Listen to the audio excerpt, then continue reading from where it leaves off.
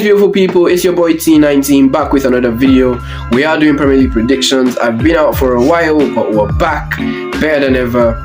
And of course, the transfer window has slammed shut in all countries right now, I believe. So I wanted to see who was gonna stay, who was gonna leave, so I'd be able to make this video, and come May, I wouldn't be looking like an idiot. I probably will anyways. But of course, if you are excited for this video, drop a like on the video, subscribe to the channel if you are new, as we are on that road to 500 subscribers. In 20th, and I'm sorry to do this, but I've gone Luton Town. I like the whole story. I like coming up from the National League. I like that there's a player who has come with them from the National League to the Premier League. But honestly, you look at the financial powers of the upper forces in the Premier League, the quality, I just don't think Luton Town at the moment have the quality it takes to stay in the Premier League. I don't think they've made signings to stay in the Premier League. Their transfer business looks like they're preparing to go down and then come back up. So I'm sorry to everyone, but I think Luton Town are finishing rock bottom. 19th, I've gone Sheffield United. This is a difficult one as well, because as much as I like the whole promoted team coming up doing well, I just don't see it. I honestly just don't see it. I think they're kind of a level above Luton Town, but I don't think they're the level they need to stay in the Premier League, to do things in the Premier League. Just look at the signings, look at the money in the Premier League, the players. I don't think they have enough to compete with the likes of Wolves and Everton that I think will be in this dogfight. So unfortunately, Sheffield United are also going down. 18th, I've gone Everton. 2 years in a row now, they've narrowly scraped survival. I don't think they can do it again. I don't think you can keep doing it. Dominic Calvert-Lewin out again with another injury. Calvert-Lewin, once upon a time, was like a top 6 striker, but now he just isn't that. He's not reliable. Amadou Onana, Jordan Pickford, all those guys are going to have to play out of their skin if Everton are going to survive. So honestly, Everton, I think you're going down.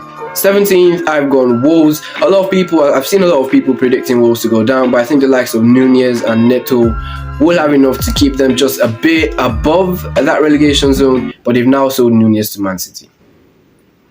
What are you even doing? But even with that, I think they should have just enough to sort of scrape survival. I think if they had Matheus Nunes, who is just a powerhouse of a midfielder, I think they would have been 17th, but it would have been a bit comfortable. But now I think they're really going to be in the dogfight, and I think they would have enough to just scrape survival. 16th place, I know it looks low, but I don't think it's going to be that close. I think it will be 17th to 20th, then there'll be a gap before we get to these guys.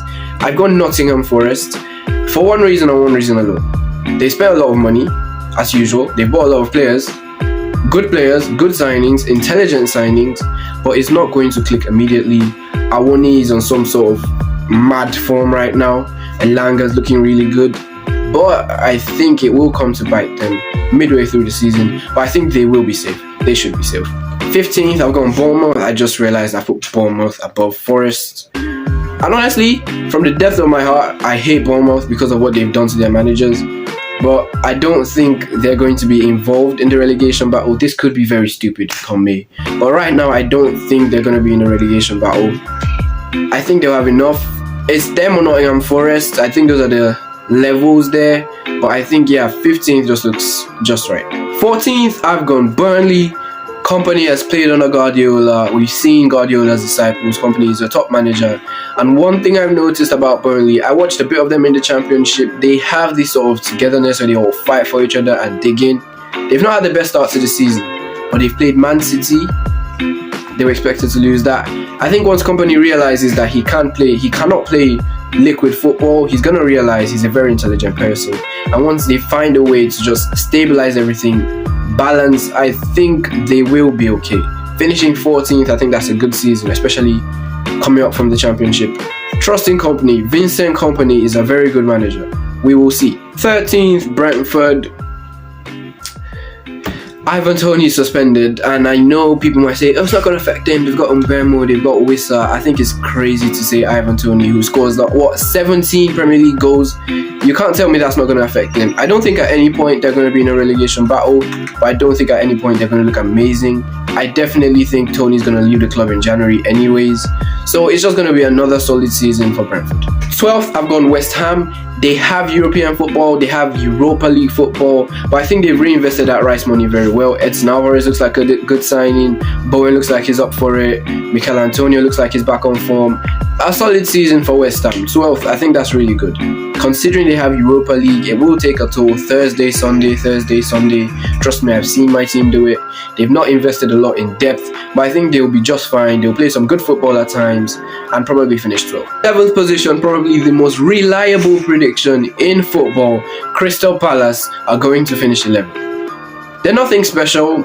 They're not tantalizing, but I look Olise, Eze, they're gonna give Selhurst Park some magical nights, and yeah, Crystal Palace is just their destiny to finish 11th. So yeah, stick them up there. 10th place, I've gone Fulham.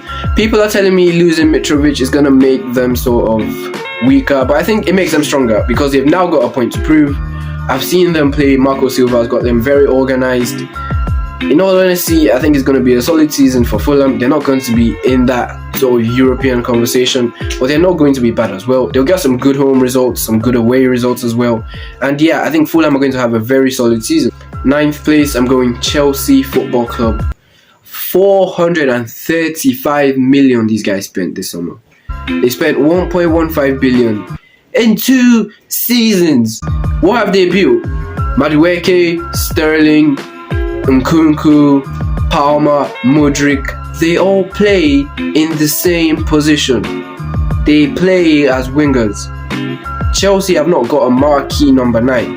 Don't tell me Nicholas Jackson, he's not played in the Premier League before. You don't spend 1.15 billion to see a team that could potentially beat Man City. Their squad is probably around $1 billion. They are winning the treble. It's crazy, and the only reason I'm putting them in the top half is because they've not got European football, thankfully to them. And of course, I think they are, as bad as they are, I do expect them to beat the likes of Luton, the likes of Burnley. Will they beat Burnley? It will click at some point. But yeah, the people I'm about to list are just a level above Chelsea Football Club. Chelsea need to fix up, honestly. 8th place, I've got Aston Villa. They finished 7th last year. Unai Emery is one of the best developmental coaches in world football. Say whatever you want to say. The way he has taken this Villa team, honestly, I think since he came, they've accrued like the 6th most points. But I do think the fact that they're going to be playing European football will take its toll, and they will eventually finish 8th. Could they win the Conference League? Watch that space. 7th place, I've gone Tottenham Hotspur. They've had a good start to the season, and as much as it hurts me to say, they're doing well under Ange. I think Maddison looks good. Son is starting to take responsibility. But it's Tottenham Hotspur. Come May, they would have found a way to bottle it, and they will end up in 7th. I'm not explaining this anymore. 6th place, I've gone Brighton. Roberto De Zerbi is one of the best managers, one of my favourite managers in the world. I think the way Brighton Football Club are run is an example to every club in the world. The way they pick up South American players, they just pick up players that are known and sell them for hundreds of millions. They reinvest the money very well. They have a good relationship with the fans. I think Europa League football will take its toll, but Brighton certainly have the squad to secure Europa League football for another season. 5th place, this was less about who was finishing 5th and more about who was missing out on the top 4, if that makes sense. And I've gone Man United. Let me just explain. Man United are playing in the Champions League. Man United are losing a lot of players. I don't expect Sancho to play again this season. We don't know what's going on with Anthony. I'm not going to comment on that because of obvious reasons. Look, as much as Man United are a big club, they've got Rashford, Fernandes, Casemiro, oh my god, the Butcher. I just don't think it's sustainable. And when you've got a top 6 manager saying he wants his team to be the best transitional team, meaning a top 6 club like United want to play a deep block, I think they're going to have issues. They're going to play in the Champions League. I think they're going to play...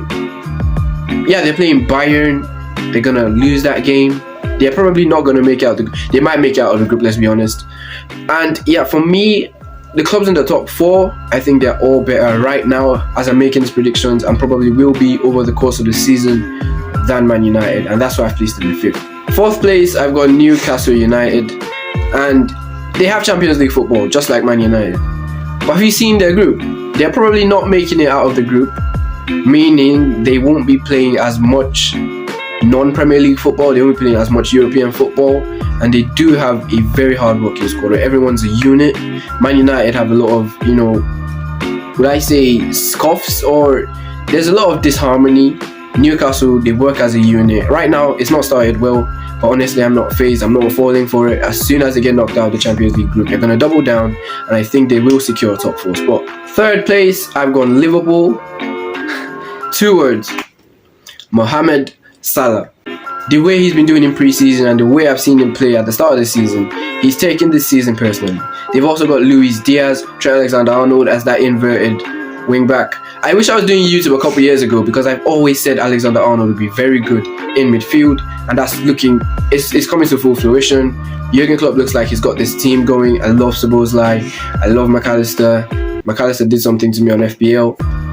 But I think Liverpool are just a level below the top 2. So yeah, I think they'll have a very good season, very good results. Anfield will be a rock again. So yeah, Liverpool will finish 3rd. Cometh the time, cometh the hour. It's time for me to tell you who's going to win the Premier League. Manchester City or Arsenal. Manchester City or Arsenal. Man City have won it 3 times. 3 times in a row now, and no one's ever won it 4 times. For that reason, I am going to say Arsenal win the Premier League. Yes guys, we have come to the end of the video. Of course, if you have enjoyed it, drop a like on the video, subscribe to the channel if you are new, as we are on that road to 500 subscribers. So of course, if you have enjoyed it, let me know. Go down in the comments below. I know you're going to disagree with stuff I've said. Let me know. As soon as this video goes up, I'll be down in the comments to see what you guys have to say. And of course, I'll talk to you in a while.